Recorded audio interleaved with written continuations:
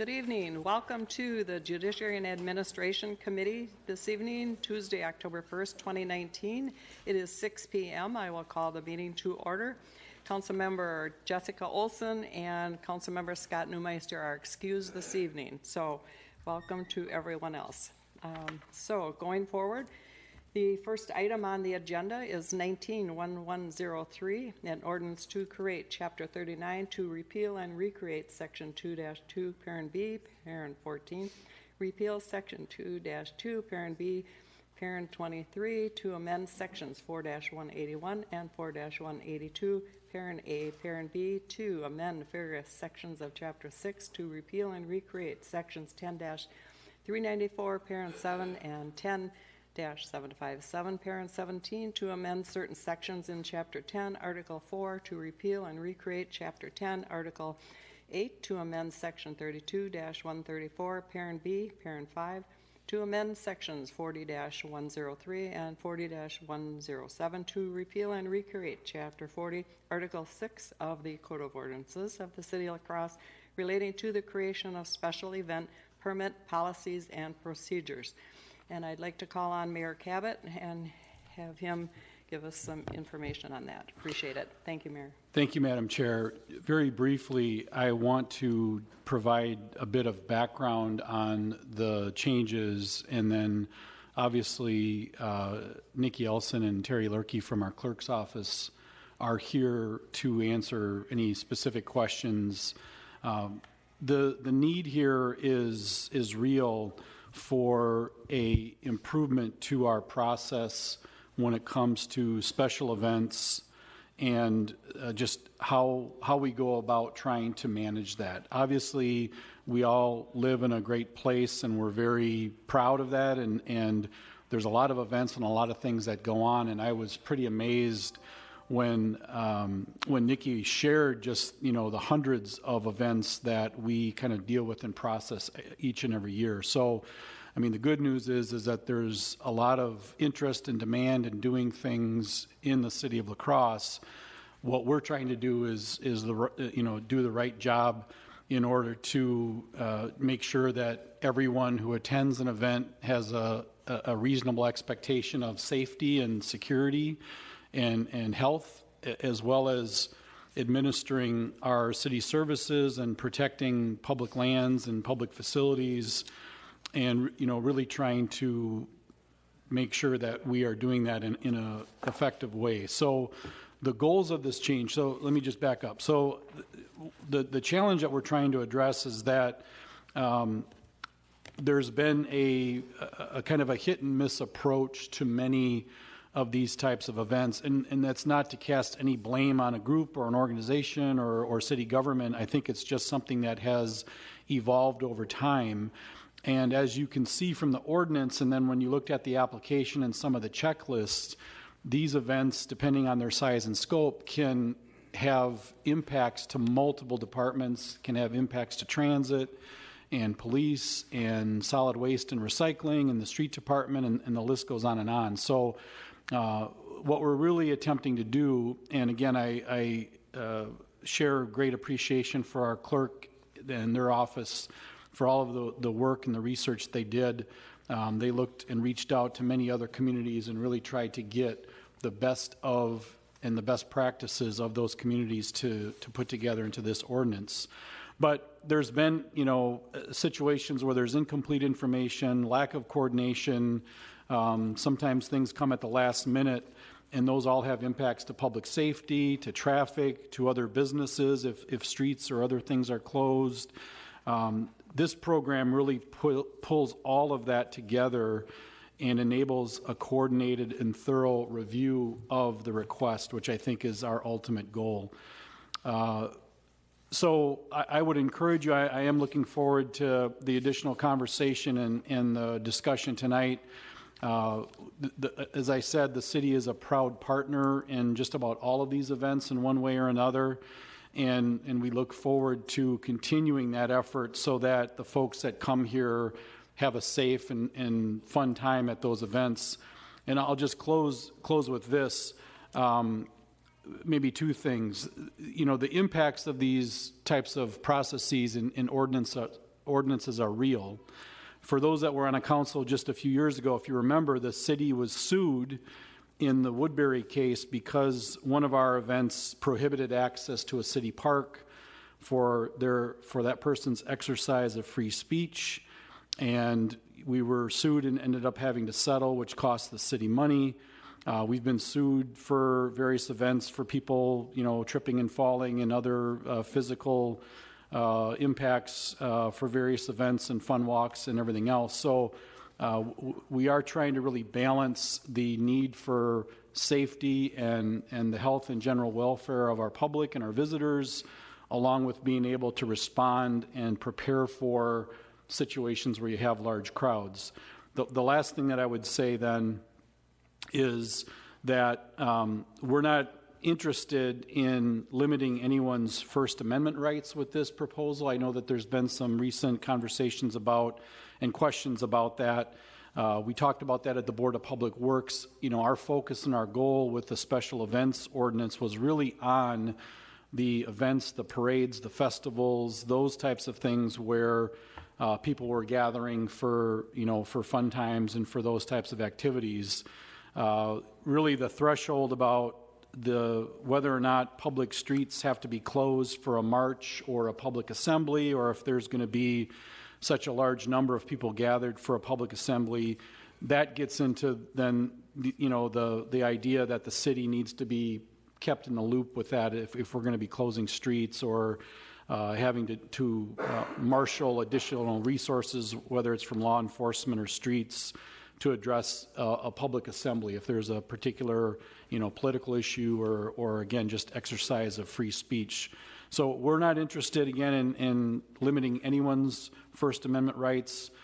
There is some language in there that addresses some of that, and we really tried to again borrow some of that language from other communities to balance that. But I think just in summary, what we're really trying to attempt here is to greatly improve our process and to create a one-stop shop in the clerk's office so that if you got an event, a parade, a festival, a fun run, a walk, all of those things, that you can come to the clerk's office, have that information accessible.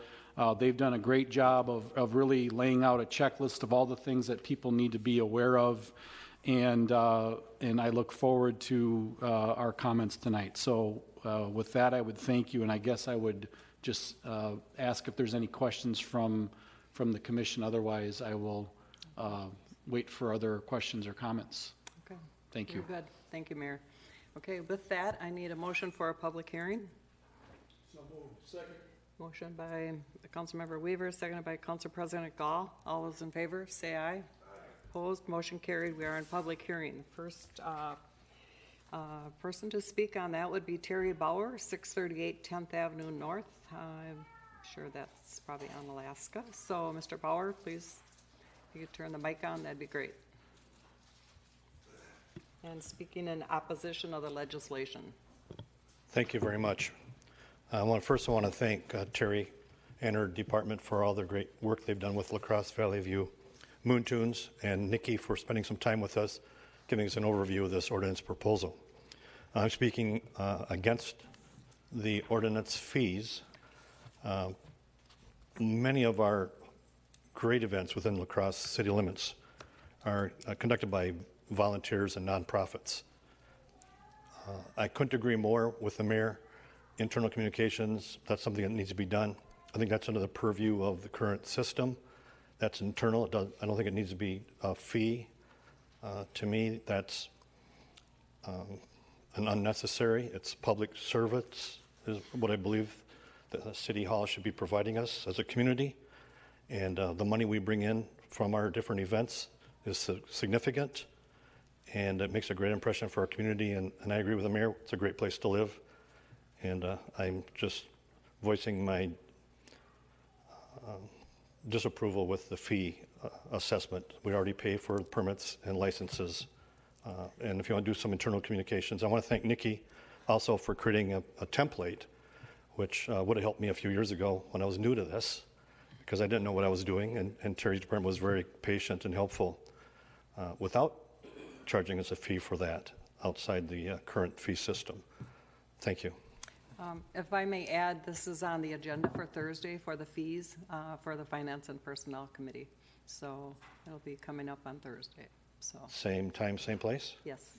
Thank you so much Thank for the you. opportunity. Okay. All right.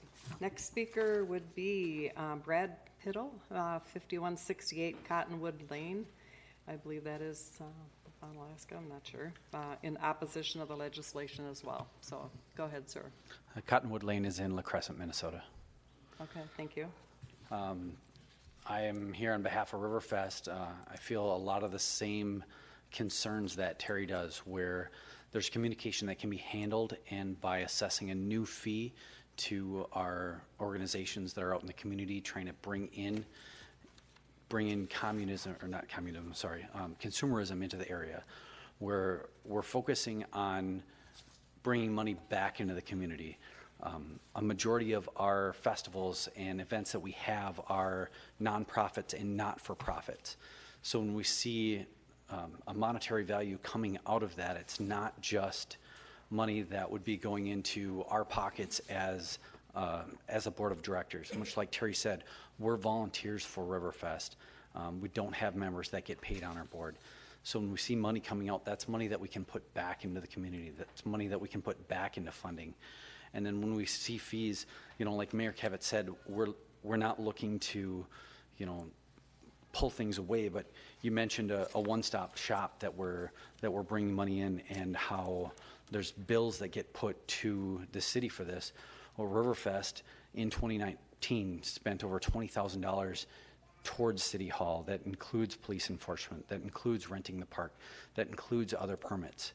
And I know that you mentioned that there was going to be, a fee hearing coming this Thursday on this, but these are all fees that stack up and add to events of, being a nonprofit, being a not-for-profit, seeing more money coming out, and then having to deal with elements of being an outside fest. That's just an additional concern that we have. Okay, any questions?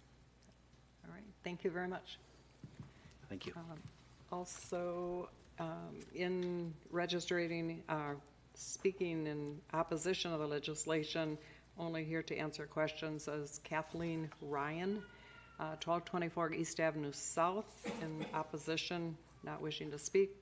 Tammy Plurdy, 1407 St. Andrew Street, in opposition of the legislation. And Derek Martin, in opposition, but only here to answer questions. And that is all on that legislation wishing to speak. Questions? No? All right. So we will close the public hearing. So motion by Councilmember Podesky, seconded by, okay, good. Thank you. Christine Kalo, Councilmember Kalo, excuse me. All those in favor, say aye. Aye. Opposed? Motion carried. Thank you. I think we should probably hear from either Terry or Nikki, if you'd like to. Do you have one more? If you'd like to explain the amendments that were put on Legistar, we have a copy of those, I believe. So we would need an amendment on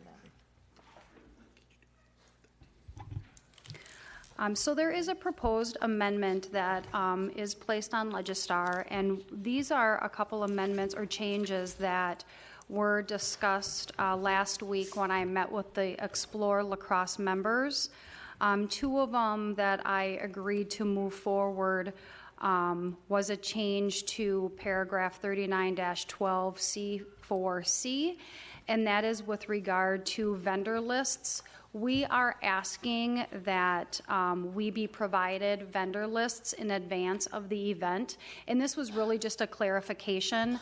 While the applications are due 60 days in advance, we are allowing vendor lists to come in just 14 days in advance, because we are aware that those are kind of fluid and sometimes they are last minute. And we're asking that they just be as complete as possible. So The 14 days was identified in, I believe, the manual, but it wasn't identified in the ordinance. And just for clarity, so that it doesn't get overseen, I do ask that the amendment be made to that paragraph to clarify that the vendor lists are due no less than 14 days before the event versus the 60. The second amendment that we discussed was the proposal is asking that the applications be filed 60 days in advance of the event. If they fall under the 60, but no less than 15 days, we will accept them, but we will be assessing a late fee, which is equal to double the application fee. And then we had stated that in no situation would we accept applications less than 15 days. A situation was discussed at the meeting that was held at Explore La Crosse offices, where there was an unforeseen circumstance this past summer with a large fishing tournament that had to be relocated to La Crosse due to some flooding in Dubuque. And Explore La Crosse was notified, I think they said like a week before the event. That is, an unforeseen circumstance, and in those situations, we would want to be flexible with organizers. So I did write in an amendment that would allow applications be submitted less than the 15 in those unforeseen circumstances only. And then there were just a couple housekeeping corrections that I made where I was referencing the special event permit as a license. So I just changed the word from license to permit. That one, again, was just housekeeping. So, again, these were amendments that were discussed at that meeting, and all were in agreement to them. So, Okay, go ahead. Councilmember Fedeski, questions? Thank you, Chairman. Nikki, I just have a quick question. Like on that fishing tournament, would they still be subject to double the fee then? If it fell under the unforeseen, would that fee be waived as far as the double fee? I would say yes, because the way it's written, anything under 60 days is assessed at double the fee, and that would include those filed less than 15. But on the unforeseen one, if it was due to weird circumstances like the flooding, and then we were benefiting from that, they wouldn't have to pay the double fee, though, is what I'm trying to... The way it is written, yes, they would have to pay double the fee. They'd still have to pay the double fee? Correct, yes. Okay, thank you. And then those events will be given priority for review so that we can get them approved in that lesser time period. Okay, any other questions? Go ahead, Council President Gall. Nikki, I understand that the fees portion of this will be discussed in more depth at Thursday's meeting. However, I'm kind of looking at that one that Gary was just talking about. The permit fee will double in those instances. I'd just like to have your reasoning as to why that would be why is the fee doubling? Are you asking for anything under 60 or anything under 15 for the unforeseen? The language as it states that I'm reading right here says that anything between 60 or less, if it's approved, would have a doubling of the fee, and I'd like to know the reason for that. Yep, okay. We currently have the same provision in our ordinances. Anything that misses the deadline is assessed double the fee. So this would basically just be a carryover of that. We are anything less than 60 days, which is the deadline we're currently asking for with this new proposal. Anything less than that would be assessed that double the fee. And that's basically then because we're going to give priority to those events that come in so we can get those reviewed and approved and, to the organizer in that shorter period of time. So it's, you're putting applications that may have met the deadline perhaps aside, and you're prioritizing now to those shorter deadlines in addition to, other priorities that you may have unrelated to special events. Go ahead. So for all practical purposes, it's a standardization of what exists right now. We're putting a standard language or a standard fee in to this resolution then. That is correct. All right. Okay. Anyone else? No? Okay. So we need a motion to Motion by Council President Gall to approve, seconded by Councilmember Podeski. Is that with? Pardon me? Okay. All right, go ahead. Sorry. Yeah, we've got the amendments that are listed on Legistar right now, which Nikki basically paraphrased for us. It was in 1312C4C, which changes it to the due no less than 14 days prior to the event.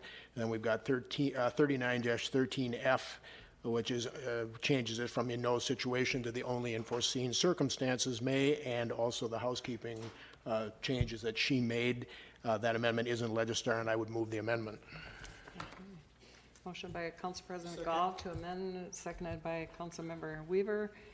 On the amendments as listed on Legistar, any questions on that? All those in favor, say aye. Aye. Opposed, motion carried. Then on the main motion. And To we approve have as that. amended. Approve as amended by Councilmember Gall, seconded by Councilmember Weaver. Any discussion on that? All those in favor on the motion to move forward, say aye. Aye. Opposed, motion carried. Thank you. All right. And this will be coming back next Thursday at our council meeting, so thank you. And I was just passed a note here on item 191354. I do not have his name here. I'm not sure if he had to leave. He had to go to work. But that item that is before us, and if we could take this out of sequence, would be an ordinance to amend 191354, an ordinance to amend subsection 115-1110 of the Code of Ordinances of the City of La Crosse, transferring certain property from the local business district to the special multiple district, allowing for an apartment building at 1033 Caledonia Street. And that was referred for 30 days. So I think that was the request of the applicant, and maybe, okay, good. Need a motion to refer for 30 days. Motion by Council Member Weaver. And seconded by Council President Gall to refer for 30 days. All those in favor, say aye. Aye. Opposed, motion carried. Thank you. All right, so I'm not sure if he's here. It'll be at next Thursday's meeting, but it's sure, but there won't be a public hearing, so it's just referred for 30 days. That's what I was asking. Yes, sure, thank you. Okay, all right, so then we will get back to 1284. 191284, an ordinance to amend subsection 115-110 of the Code of Ordinances of the City of La Crosse, transferring certain property from the local business district to the single-family district, allowing for a single-family home at 957 Hood Street. And I have one person in favor of the legislation, but only here to answer questions, and that is Kaya Fox, 3181 Berlin Drive, La Crosse, representing Habitat for Humanity. And I would assume was approved at city planning. Okay. So need a motion on that by Council Member Kalo, seconded by Council Member Podeski to approve that going forward. All those in favor say aye. Aye. Opposed, motion carried. Thank you. All right. And we'll jump ahead here. 191320, application of Gary Harder for a conditional use permit allowing demolition of the structure for green space at 1133 Liberty Street. And I have notice for a public hearing, so I need a motion on that. Motion to open public hearing. Motion by Councilmember Weaver, seconded by Council President Gall for a public hearing. All those in favor say aye. Aye. Opposed, motion carried. We are in public hearing. So, Mr. Harder, Gary Harder, would you like to come forward? We have two Harders here, so, okay. Actually, probably four. Thank you. I'm here to speak in favor of this. This went before the Planning Commission yesterday, and it was referred for 30 days because they were looking for a plan for what the property was going to be used for. After our meeting, the Plan Committee meeting yesterday, the Emmanuel School Board had a meeting, and they went through and addressed all of the concerns that were raised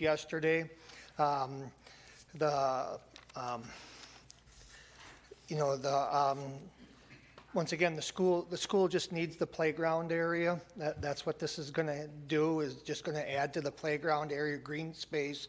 There'll be a they'll put we currently have a gym structure for the kids to play on that would be moved over there into that lot and added on to. It's the school needs the space. Our current space at the school is blacktop all around the play structure that they have now. It's all blacktop around there. By moving it over there, it'll be on the grass and it'll be a lot safer for the kids. Once again, the additional space would be nice for at recesses and stuff, because there's just not an adequate area there for as many kids that goes to school there. They're anywhere from 3-year-olds to early teens in the 8th grade there. And so, they make it work by, juggling recess time and stuff and FIAD time, but it's just, the room would really be a welcome asset to it. The neighborhood, it'll be a good addition to the neighborhood. It'll be a nice little, almost like a pocket park over there where, once again, when kids in the neighborhood will come over there and play basketball on our at our school when school's not in, obviously, but they'll come and play basketball there. They'll play on the gym set there, and this will just add more. It'll make it safer for them, especially playing on the gym, to be around the grass and that. The area has had a lot of problems with drugs in that area. If this went in, our teacher lives right across the street from there. Has got full view of that lot. Our pastor is right across the street on the Avon Street side of the street there. We have another teacher right around the corner. So it'd be a very safe environment for kids to be able to go to during the summer without having to cross busy Rose Street and Copeland Avenue to get over to Copeland Park. They can go over to Goose Green, but I don't even know what facilities they have over there. It's been a while since I've been over there. And but then again, they got to cross the railroad tracks in order to do that. Once again, it'd be like a pocket park there, and the city won't have to keep it up. We'll keep it up. The school will keep it up, obviously. If you go by the school, we keep our facilities clean and neat and well-maintained. This won't turn into a sandbur patch or anything like that. It'll be a well-kept area.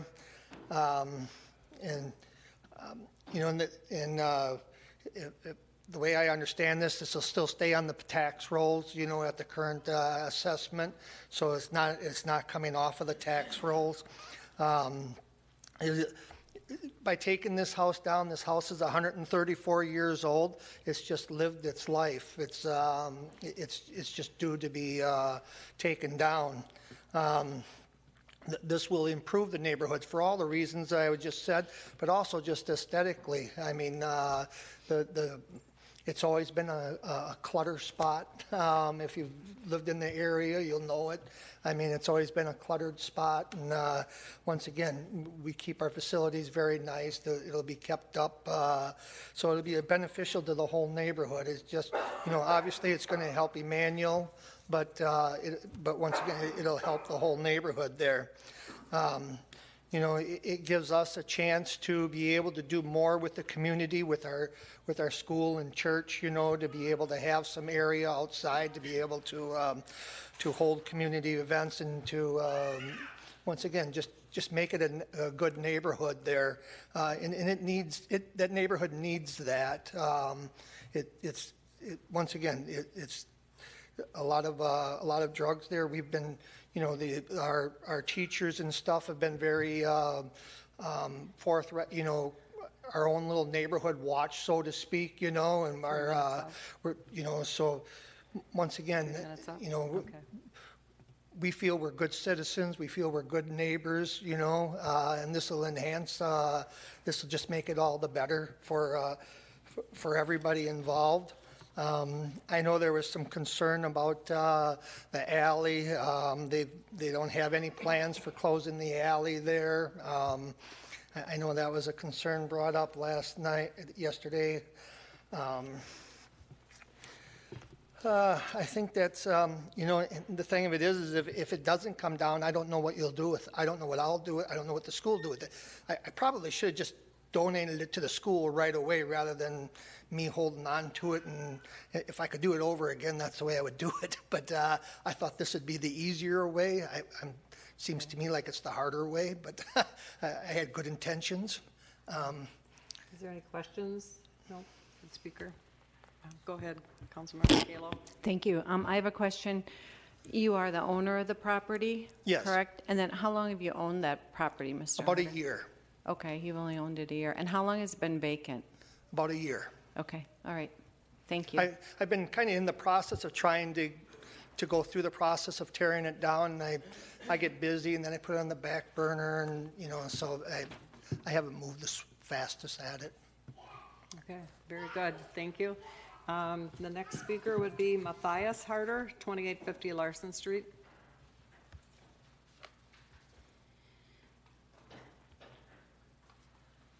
Wife's playing volleyball tonight, so I got the hoodlums. Just kind of wanted to reiterate what my dad had said. I grew up and went to Emmanuel kindergarten through 8th grade, and we always had just the asphalt playground there and didn't have any green space. And I thought this would be a nice addition to the neighborhood. Like you said, adding a little pocket park there to move the play structure over, and once in a while we'd be able to play in the neighbor's lawn to the north, and this would kind of give them a more permanent and more expansive area to play in. And I will say, you know, we were at the Plan Commission meeting last night, and, you know, they had recommended, you know, not to approve. And based on the information they have, I appreciate that out of the planning department. I understand how important tax base is to the city, and I'm 100% in favor of, you know, maintaining as much of that tax base wherever we practically can. In this case, I believe this is going to be an improvement to the neighborhood, and it will uplift things. As my father had mentioned, the house is beyond the end of its useful life, and when he bought it, the intention was to bring it down, and it doesn't have any power, doesn't have any water. And I think last night they read the inspection report, and the only reason that it wasn't raised and condemned is because he said his intentions were to go through the process of, you know, applying for a demolition permit. Otherwise, I think the thing would be condemned right now and probably have an order to raise. So, and that's another question. So, if this conditional use permit is denied, then what? You know, is it just going to get a sticker on it and then just wait longer till you know, it eventually comes down anyway? And this, you know, the sooner the practical, you know, the sooner the better. You know, it can start uplifting the neighborhood, and it is just kind of a safety issue and a nuisance right now, as we heard, you know, from the council member, you know, that lives in the area last night as well. So we're going to add in a pocket park. You know, it's dilapidated. How long do we want to wait? You know, approve it tonight, or just wait till it continues to go through the process of eventually being, I think they mentioned the same thing last night about another property. It was in the process of being condemned and torn down anyway, so it's coming down one way or another, whether it's, you know, through this process or a longer waiting process. So, and as you mentioned, you got the preacher across the street. I think the preacher's daughter and her husband or wife live directly across the street to this one, directly to the north, and then to that is a teacher. And the teacher that lived in that prior to the current one, I know, really raised a lot of concern and contacted the city constantly and brought up with the police department. There's a drug house there on Avon that constantly had arrests, and needles were being littered out in the alley. And the teacher, and he had a handful of young kids, 5 or 6 of them, and, you know, they were watching cops chase people through their backyards, and police department might be able to affirm that. And so they raised a lot of havoc, saying, we got to fix this, we got to fix this. And to me, that's what we want in our neighborhood. Instead of people just sitting silent or watching it happen, they're really raising concern. And I think this is just a good neighborhood for kids to be playing in. Like my dad said, shooting hoops, a lot of that, you know, when we were younger, kids hanging out there and under good, you know, observation of the faculty in the area. And So I think it's a good thing for the neighborhood, good environment for the kids to be hanging out in. I think that the faculty of the church that lives around there and the school has really helped the neighborhood and just would be good oversight for this pocket park there. So, and then obviously Any the questions? alley. And there would be a pilot on that, correct? Yep.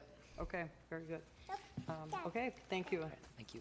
Now, the others wishing to speak in favor of the legislation would be Robert Vose, 1127 Liberty Street.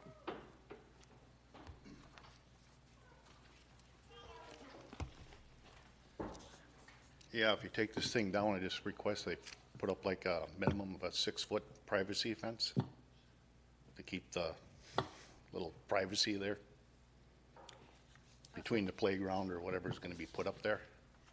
I do not have any information on that. I think Mr. Well, in Harder. the letter I got, they said I could ask for a 5-foot to 8-foot privacy fence Yeah. from end to end of the property. Maybe work with Mr. Harder on that if it does go forward about the privacy fence. I didn't have any information, so, okay. All right. Anything else? That's it. No? Okay. Thank you. And then the other one speak in favor of the legislation, but only here to answer questions. Bruce Gents, 103 Alexander Street. Go ahead, 3 minutes, Mr. Gents. Thank you, Madam Chair, members. Emmanuel Lutheran has been a significant asset to the north side since the late 1800s. And like many of our religious institutions, it's fallen on some, let's use the word, slower times. We're in the process now of rebuilding that church, that congregation. And we have committed about $320,000 to put an addition on the building, which will include 2 classrooms and possibly an opportunity to use part of it as a meeting room or for local congregational related community meetings. The drug situation was handled by our police department in an outstanding and exceptional manner. The mayor was involved in it, the former Chief Tischer, and the teacher that lived in that neighborhood had the neighborhood officer's phone number in his phone and was calling constantly. Eventually, that teacher received a divine call and moved on to southern Wisconsin. And he told me that a part of that decision was based on the fact that these people scared the heck out of his kids. Ended up in the yard a couple times, and some of us built a fence around that house. That one's located on Avon Street. So I'm here to support the legislation, the change, and you can be assured that those of us that go to church at Emmanuel are going to take good care of it. Thanks. Okay, thank you. Any questions? No. Mr. Harder, Gary, could you come up? I think, I don't know if anybody's got, do you have a question on the fencing that was requested? No. I can ask that question then. Gary, it was mentioned by Mr. Vose about a privacy fence next door. Would you be in favor of adding that? I didn't quite catch what he wanted a privacy fence put up. My I was understanding. trying to talk, I didn't really quite catch that. Yeah, I think that was the understanding. He, to have a little privacy from the playground next door to his property. If I remember right, there already is a privacy fence there. I don't think it's a complete fence. I think it kind of stops at where the house is right now, if I remember right. And we'll be happy to work with them. If we need to if he prefer a privacy fence up, so that way it doesn't the kids don't kick a ball over there or whatever. We'll work with them. That won't be an issue for us. And you would have the payment of in lieu of taxes signed before the council meeting next Thursday? Yep. Okay, very good. Thank you. That's all I had. Anybody else? Okay. Thank you. Did you have a question of Mr. Harder? No? Okay. So we need a motion to close the public hearing. Motion by Council Member Kalos, seconded by Council Member Weaver, sorry. All those in favor say aye. Opposed? Motion carried. All right, go ahead, Councilmember Jansen. Thank you. So I've been down this road before with other constituents. When we have an empty lot in the city of La Crosse, there's an ordinance that says you can't just put up a fence. There has to be actually a house on the property. So we're going to have an issue with putting up a privacy fence there. Okay. Go ahead, Council President Gall. I would ask Mr. Gilman for your input on this. I realize that the recommendation was to deny this. However, I personally think that it's a pretty good cause and, as far as helping the school out in the situation there, and I believe everybody has a genuine interest, and I think it will be beneficial to that neighborhood in the long run.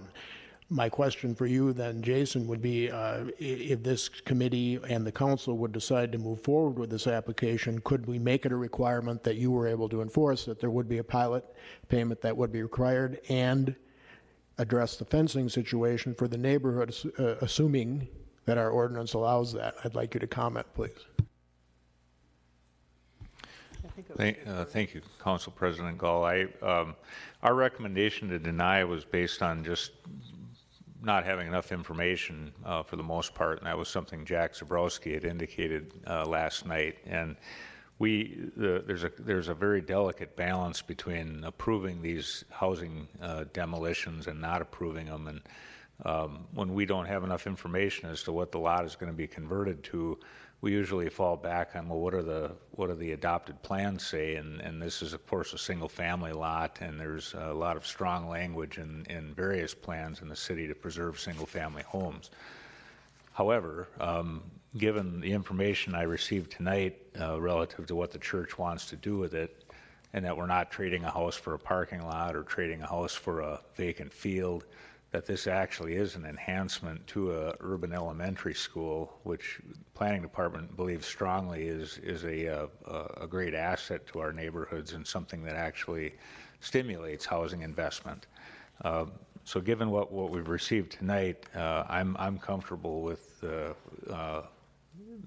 request to have the house taken down.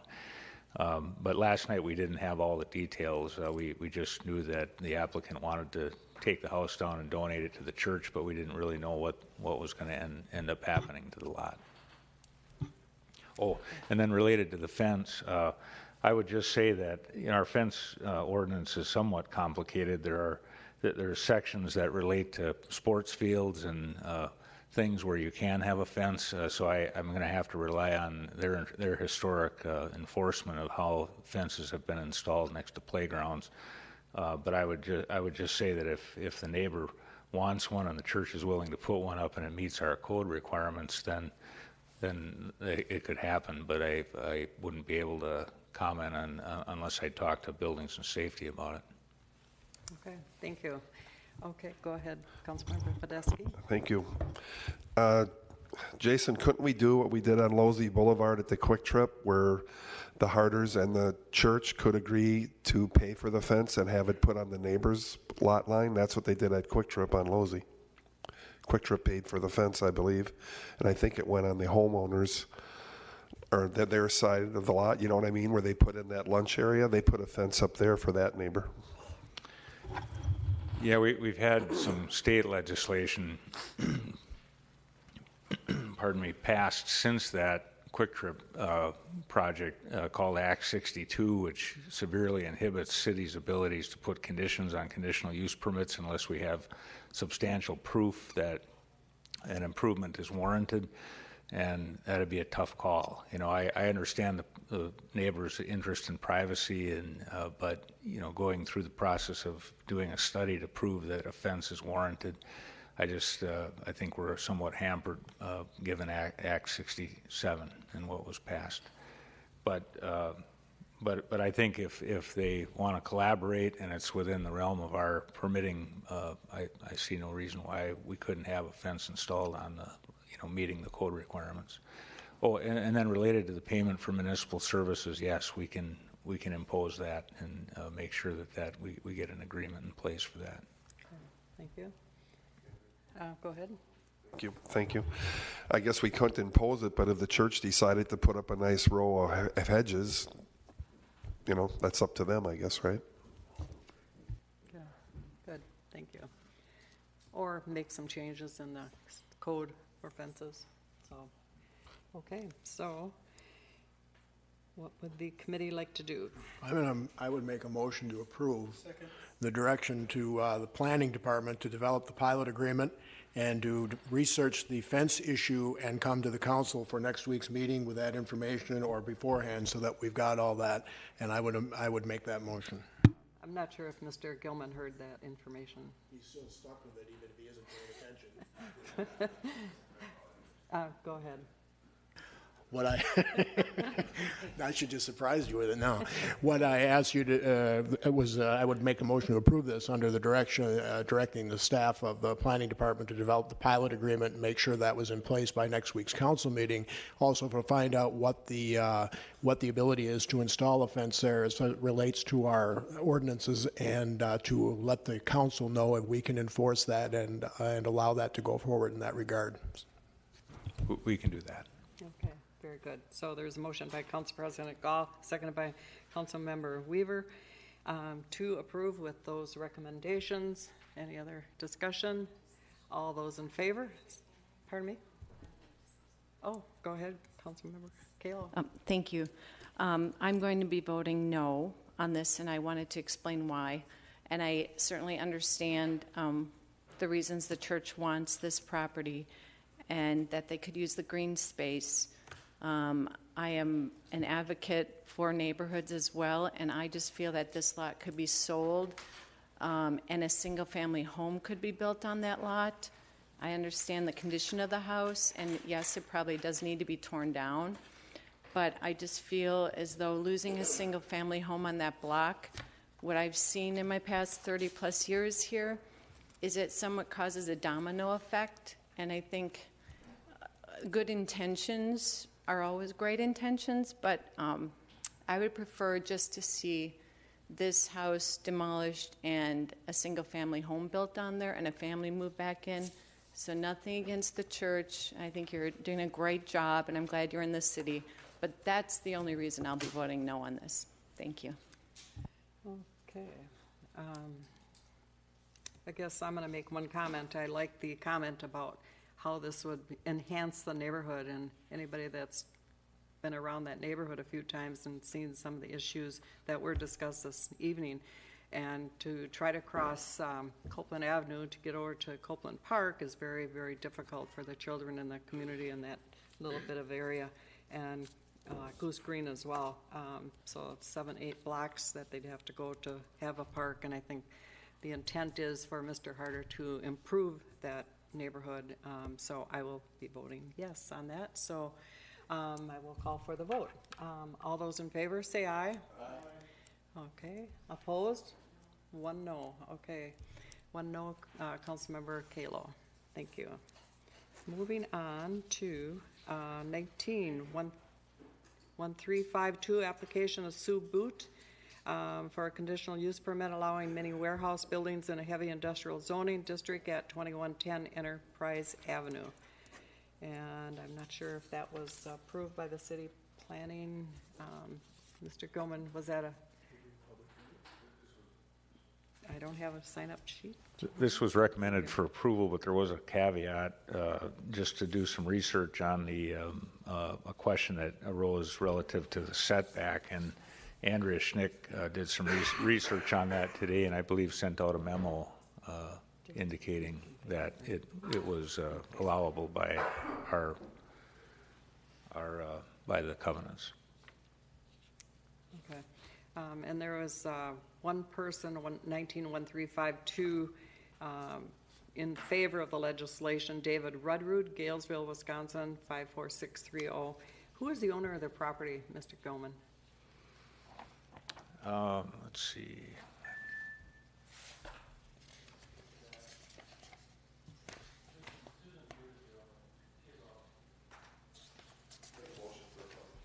Okay, a motion by Councilmember Podeski for a public hearing, seconded by Councilmember Kalo. All those in favor say aye. Aye. Opposed? Motion carried. I don't know who wants to speak. Is the owner of the property here? Do you want to speak on the legislation? No? Mr. Redrood? No?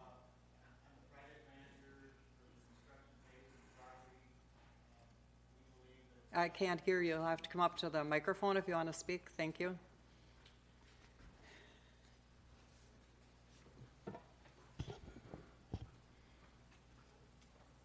I would be the construction manager for the project to create the building. We've gone through the planning commission at great length on whatever things that they needed. They approved the conditional use permit based on covenants and setbacks, but in creating a 25-foot lot line to satisfy the covenants of the conditional use permit, we also created a shorter setback for the building next door.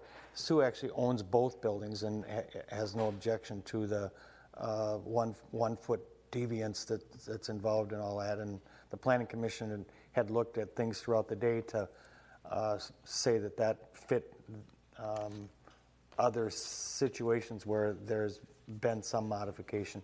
It's 37 feet between the buildings. The fire department also had some questions that were answered throughout the day-to-day through engineering, and so I think we're in favor of continuing support from this committee. Okay, thank you. Questions? No? Mr. Gilman, go ahead. Thank you.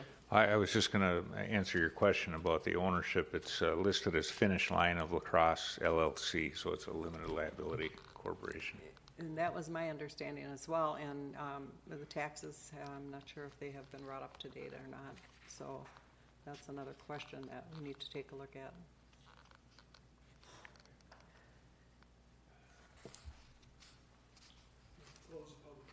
Okay, motion to close the public hearing by Council President Gall, seconded by Councilmember Weaver. To close public hearing, all those in favor say aye. Aye. Opposed? Motion carried. Thank you. So,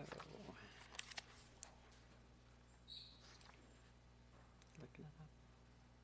We know the situation on taxes? Yeah, I believe so. I don't know if you're looking it up, Mr. Gilman. No, I thought perhaps I could investigate that before the council meeting. Yeah, maybe it should be referred till next week, but no recommendation? Yeah, because there's some questions here that I know others have as well, so. Yeah, I would make a motion to move forward to council with no recommendation, and Jason to produce that information to the council for next week. Okay. So we'll move it with no recommendation by Council President Gall, seconded by Councilmember Weaver, to move to the council meeting next week with no recommendation. All those in favor say aye. Aye. Opposed? Motion carried. Thank you. All right. So, application 191353 of John and Joy Steele for a conditional use permit allowing for demolition of structure for green space, 1908 30th Street South. Registered in favor of the legislation, John and Joy Steele, 1904 30th Street South. In favor of the legislation, only here to answer questions. So, city planning report was to not approve, or? No recommendation. With no recommendation? Okay. Okay. Oh, it was tie vote. Okay. So, go ahead, Councilmember Badessi. Thank you. I know John and Joyce. I rented from them, and there's a duplex that they lived in the front half of this house, and I lived in the back half in my other life. And it one of the reasons they want to tear this down, that it's an older house. It's a flat. There's no basement, and I think if they want to talk, they can. We can do the public hearing, but. I'm guessing their plans are down the road to either build another house there for themselves, because it'd be more age-friendly, or knowing John and Joyce, and they've had other rentals, I would guess that they would put some kind of structure up down the road. I don't think this is something that would remain green space indefinitely or anything like that. I don't know if they had agreed to a pilot. I believe that's in here. That is in there? Okay. But personally, myself, I'm in favor of this. They've always been good tax-paying citizens here in town. Go ahead, Council President Gall. Jason, just to clarify, and I believe I read the information this afternoon, and I believe that the staff recommendation was to approve. It came out of CPC in a tie vote, but they did, staff recommendation included a pilot, if I'm not mistaken, until such time as they decide to rebuild or whatever the situation was. Okay, that's what I need to know. Okay. And I would make a motion to approve with the recommendations as put forth by planning staff. Okay. Motion by Council President Gall to move forward and seconded by Councilmember Podeski to approve with the information that was presented. All those in favor say aye. Aye. Opposed, motion carried. Oh, one no. Councilmember Kayla, sorry. Thank you. All right. Let's see here. And we did the last one on that sheet. So going forward, go ahead. Pardon me? Yes, then next week it'll come up before the city council meeting. Thank you. Oh, we already had the vote to move forward? Yeah. No. Thank you.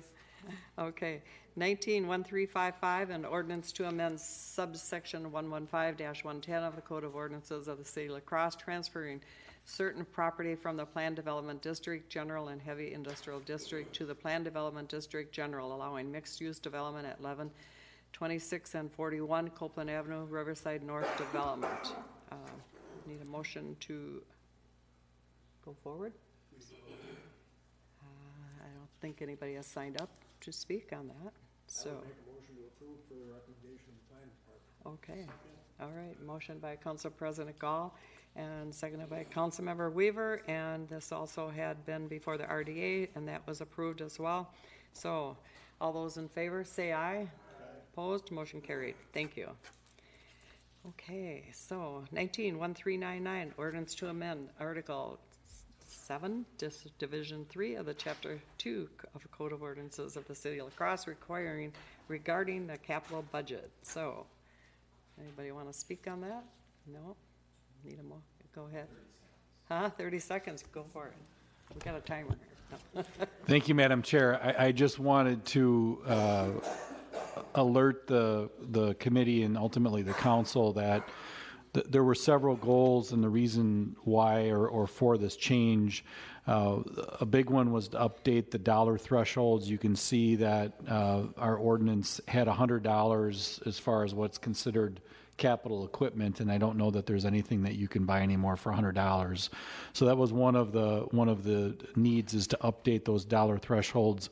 We also wanted to clean up the process, so there were a few tweaks in just the routing and how the steps of the capital budget and how it winds its way through the various committees.